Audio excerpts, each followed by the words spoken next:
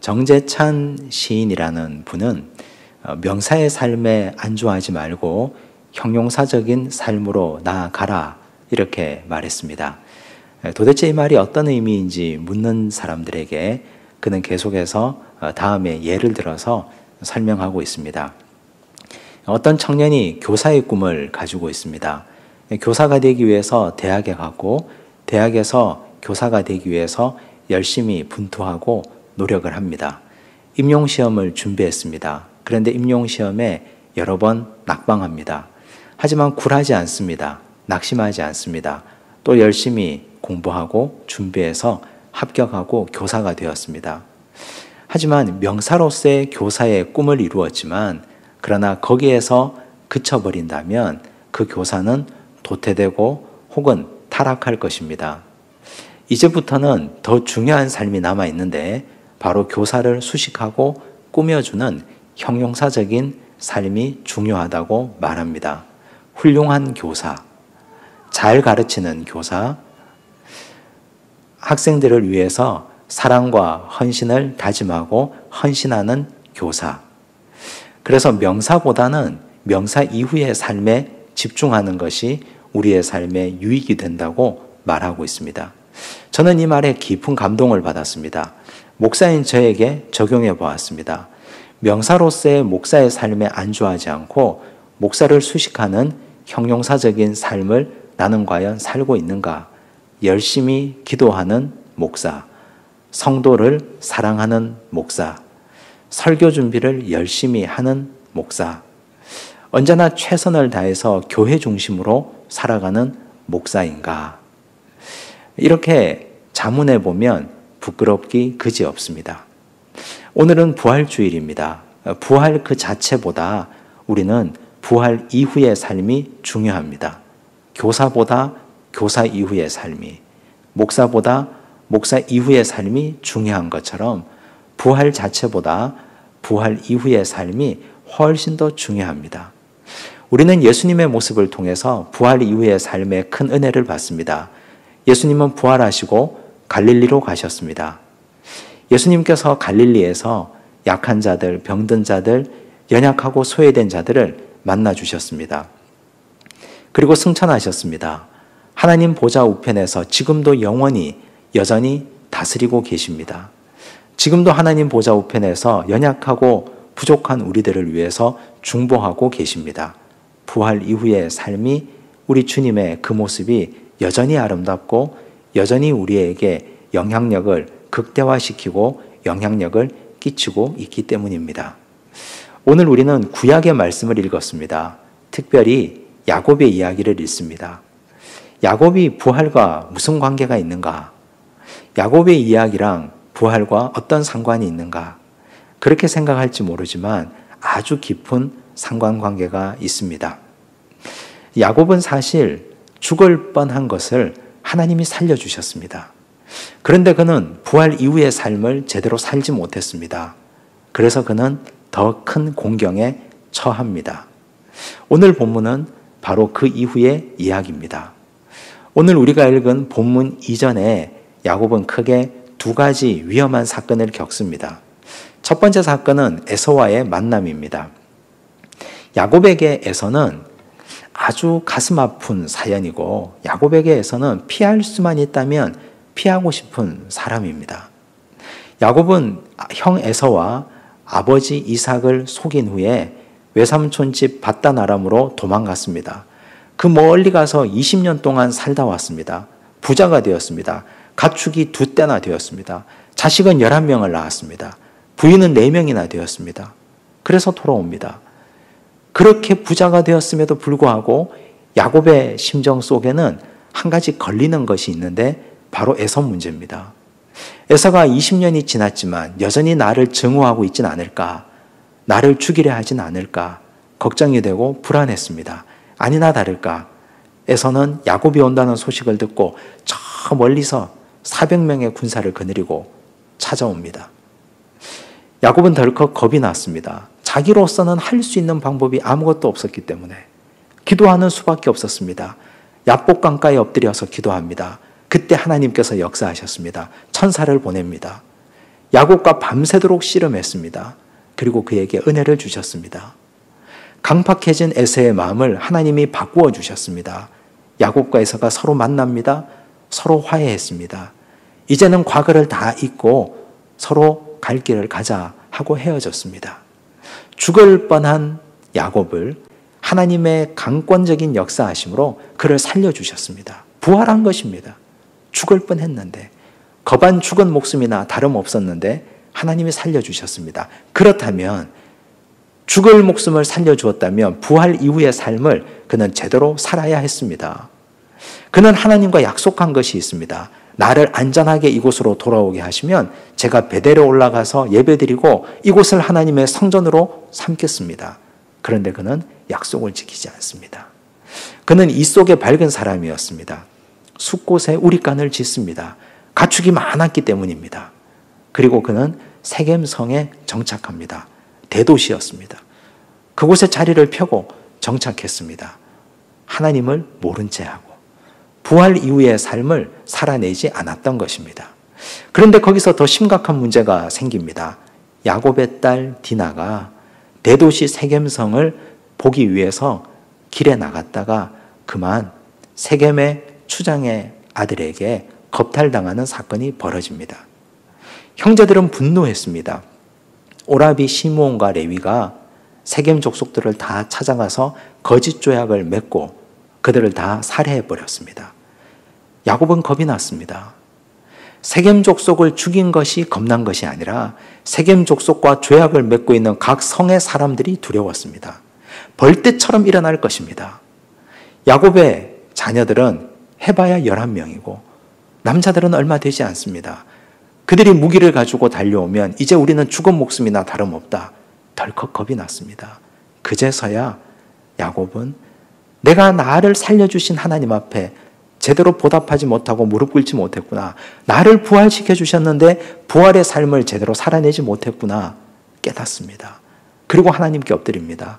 그러자 하나님께서 야곱에게 새로운 방향을 주셨습니다. 오늘 읽은 말씀 1절입니다. 함께 읽습니다. 하나님이 야곱에게 이르시되 일어나 베델로 올라가서 거기 거주하며 내가 내 형 에서의 낯을 피하여 도망하던 때에 내게 나타났던 하나님께 거기서 제단을 쌓으라 하신지라. 하나님도 기다리고 계셨습니다. 베델에서 하나님은 야곱을 만나기를 원하셨습니다. 이제 네가 부활의 삶을 살지 못해서 더 큰 위기에 처했으니 이제 다시 베델로 올라가라. 거기서 만나자꾸나. 하나님이 말씀하십니다. 그 하나님의 말씀을 듣고 야곱은 이제 부활의 삶을 지금이라도 늦었지만 제대로 살아내려고 결단합니다.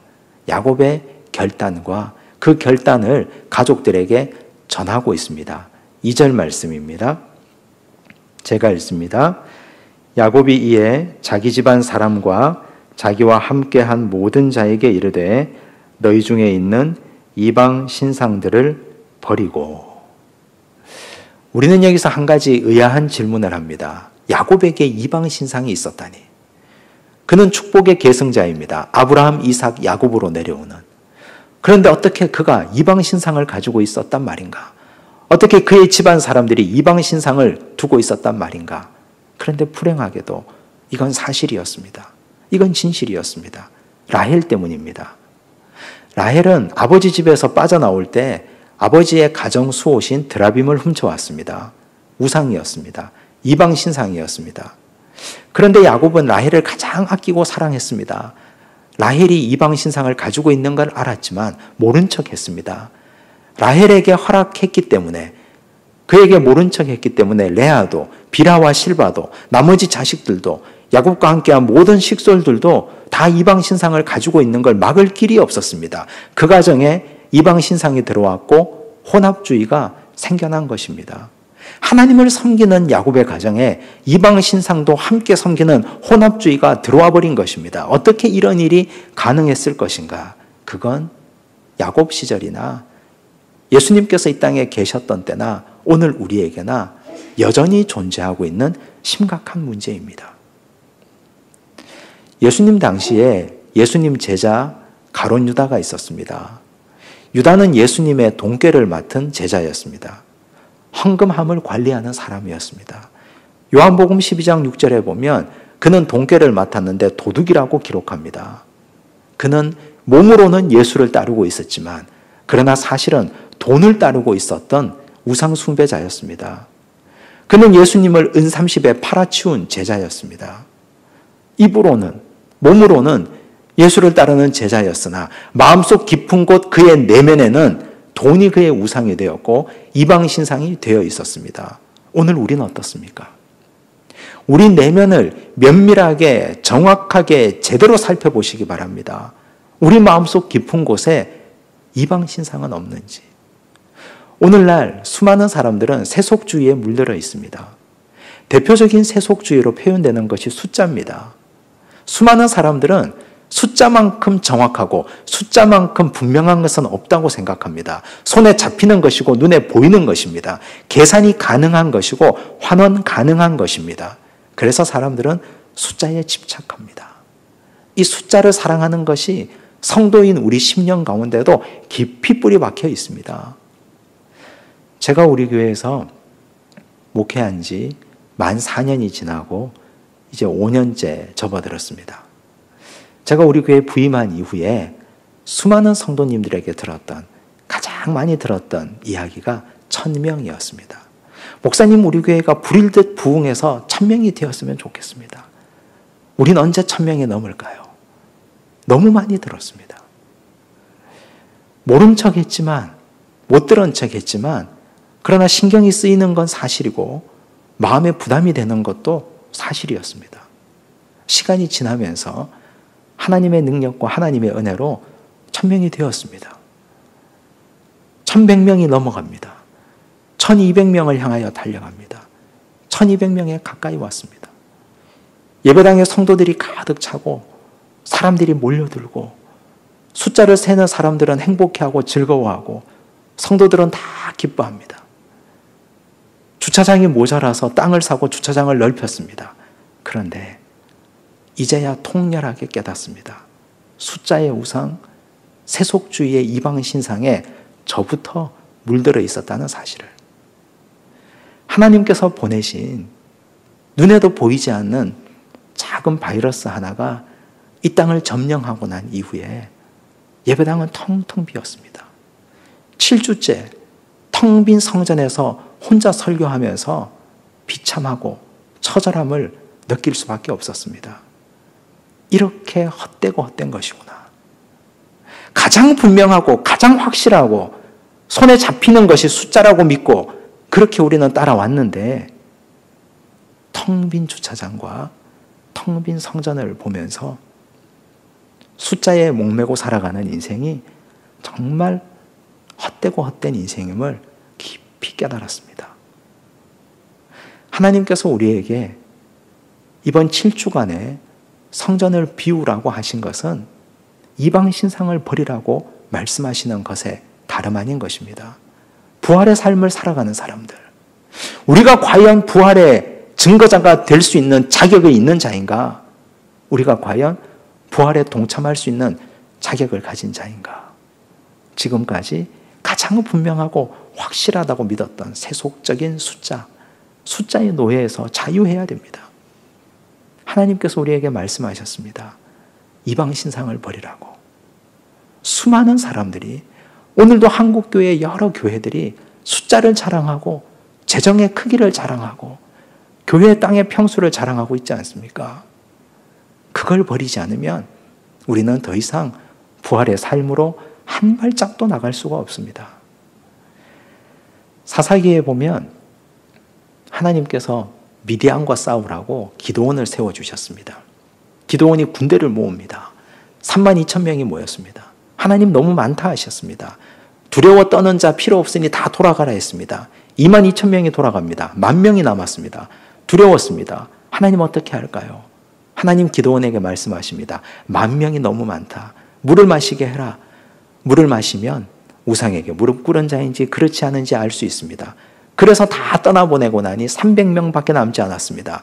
기드온은 기가 막혔습니다. 두려웠습니다. 그러나 하나님은 걱정하지 말라 하셨습니다. 놀라운 기적 같은 일이 일어났습니다. 32,000명의 100분의 1도 안 되는 300명이 미디안의 대군을 이겼습니다.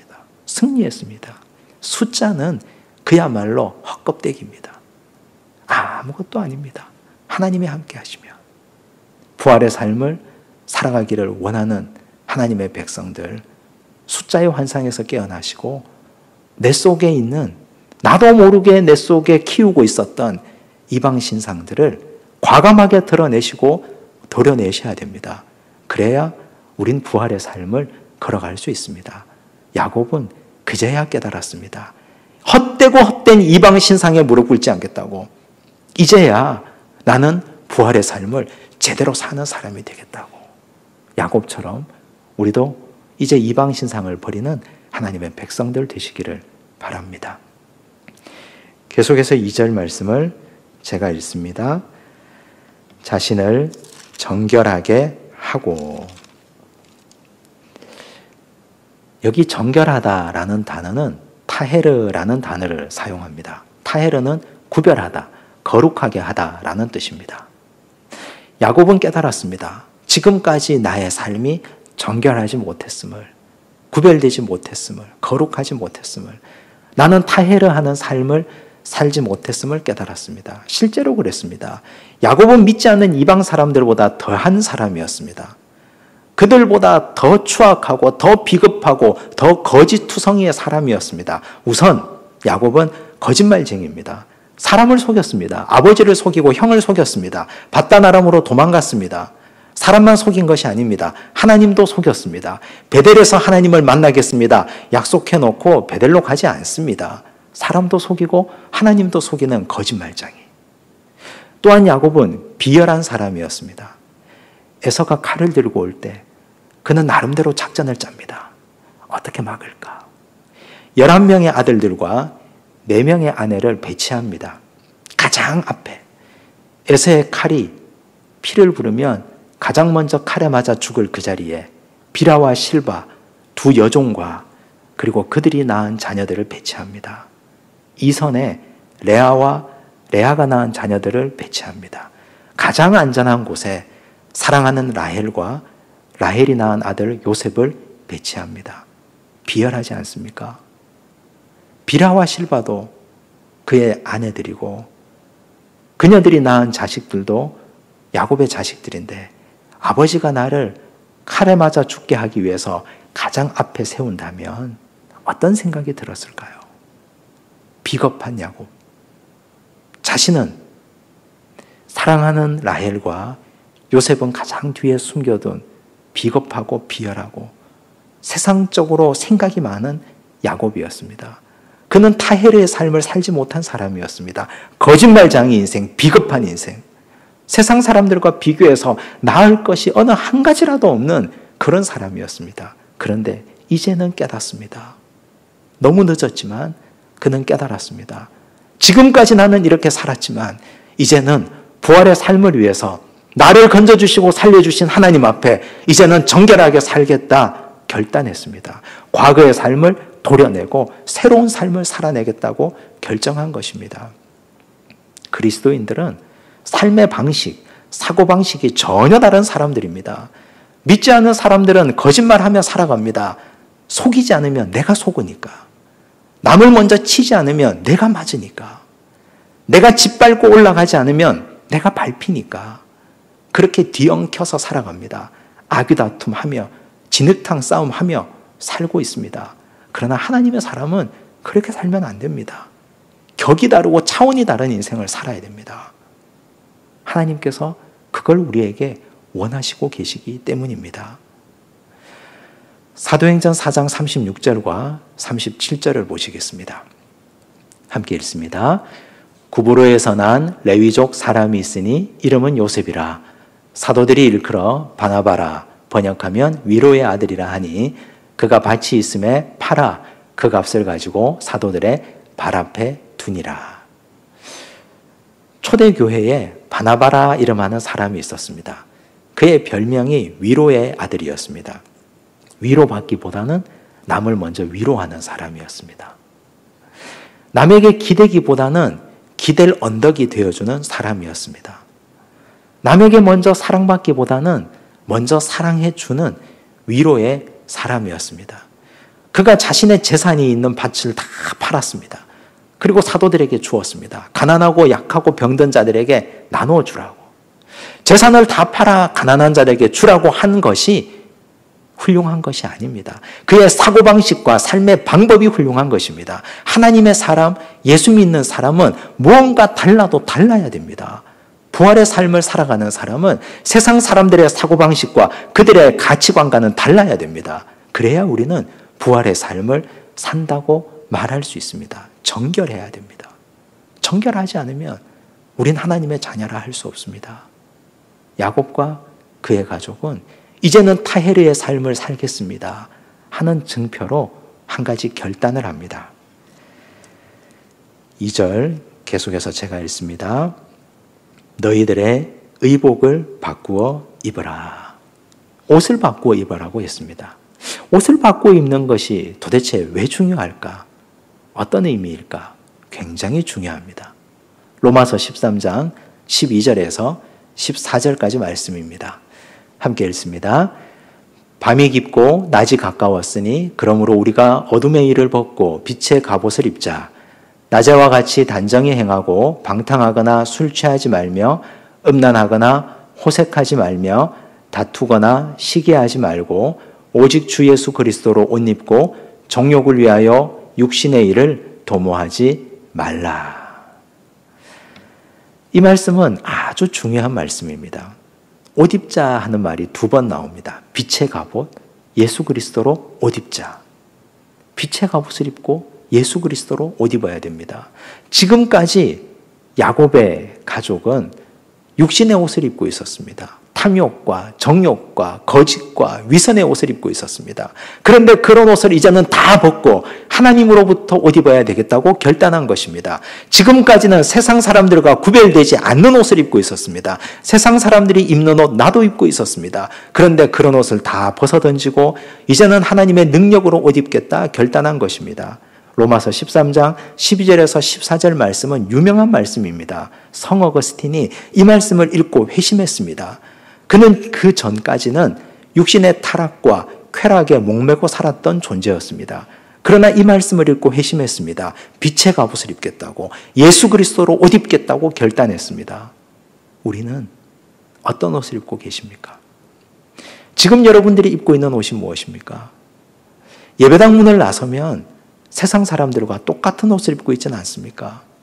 교회 오면 위선의 가면을 뒤집어 쓰고 예배 드릴 때는 위선의 가면에 옷을 입고 있는데 세상 사람들에게 가면 똑같은 옷을 입고 거짓의 옷과 비열함과 비겁함의 옷과 탐욕과 정욕의 옷을 입고 살고 있지는 않습니까? 이래서는 절대로 부활의 삶을 살 수 없습니다. 달라야 됩니다. 이전의 삶과 부활 이후의 삶은 완전히 다른 인생이 되어야 합니다. 그래야 우리는 예수 따르는 주님의 제자가 될 수 있습니다. 4절을 봅니다. 함께 읽습니다. 그들이 자기 손에 있는 모든 이방 신상들과 자기 귀에 있는 귀고리들을 야곱에게 주는지라. 야곱이 그것들을 세겜 근처 상수리 나무 아래에 묻고. 야곱의 이 말에 모든 가족들이 감동을 받았습니다. 내놓습니다. 이방 신상들을 다 내어놓았습니다. 지금까지 입고 있었던 옷들을 다 벗어놓습니다. 자신을 치장했던 귀고리들을 다 내어놓습니다. 상수리 나무 아래에 큰 구덩이를 팠습니다. 거기다가 다 묻었습니다. 보이지 않도록. 이것은 이제는 과거와 영원히 단절하겠습니다. 이제는 옛자와 단절하고 살겠습니다 하는 거룩하고 아름다운 결단입니다. 부활이 있기 전에 죽음이 있어야 됩니다. 부활의 삶을 살기 전에 묻고 새로 떠나는 역사가 있어야 됩니다. 우리는 묻지 않으려 하고 우리는 없애려 하지 않으려 하고 여전히 뒤에다가 숨겨두려고 합니다. 그래서는 부활의 삶을 절대로 살 수 없습니다.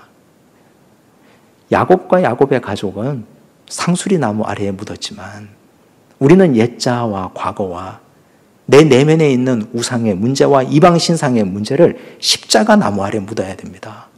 예수 그리스도의 십자가 아래 우리의 과거를 묻고 새롭게 떠나시기를 바랍니다. 묻어버려야 됩니다. 더 이상 찾을 수 없도록, 더 이상 보지 못할 정도로, 다시 돌아와서 그것을 끄집어내는 일이 없도록 온전히 묻어버리고 온전히 다 정리하고 새롭게 길을 떠나야 됩니다.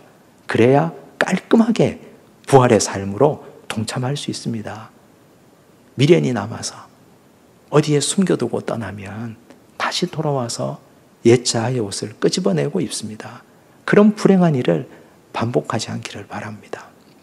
이방 신상을 버리고 귀고리와 모든 것들을 다 버리고 자신을 정결하게 하고 길을 떠난 야곱과 야곱의 가족에게 하나님은 놀랍게 축복하십니다. 5절을 보십시오. 함께 읽습니다. 그들이 떠났으나 하나님이 그 사면 고을들로 크게 두려워하게 하셨으므로 야곱의 아들들을 추격하는 자가 없었더라. 하나님께서 방패가 되어주셨습니다. 막아주셨습니다. 모든 고을들을 다 두렵게 하셨습니다. 안전하고 평안 가운데 지켜주시고 위로해 주셨습니다. 이런 놀라운 하늘로부터 주시는 하나님의 위로와 축복이 부활의 삶을 살기를 결단하는 우리 모든 주의 백성들과 가정에 임하기를 간절히 바랍니다. 내면을 살피시고 이방 신상을 버리시고 자신을 정결하게 하고 의복을 바꾸어 입으십시오. 그리고 길을 떠나고 십자가에 다 묻고 떠나면 그 다음은 하나님이 책임지십니다. 부활 이후의 삶이 우리의 삶을 지배하는 능력이 되기를 간절히 원합니다. 기도하겠습니다. 하나님 아버지 감사합니다. 부활 이후의 삶을 살아내라고 말씀하시는 하나님. 우리는 지금까지 이방 신상을 우리의 마음속 깊은 곳에 숨기고 살았습니다. 그렇지 않은 척 하면서도 세속주의의 노예가 되어서 가장 확실한 숫자를 섬기고 살았습니다. 아버지 용서하여 주옵소서. 이제는 그 이방 신상들을 십자가 그늘 아래 묻고 싶습니다. 지금까지는 정결하지 못하고 세상 사람들과 어울려서 그들과 구별되지 않게 살았으나 이제는 구별된 삶을 살기 원합니다. 과거의 옷을 벗겠습니다. 빛의 갑옷을 입고 예수 그리스도로 옷 입겠습니다. 주님 우리와 함께하여 주옵소서.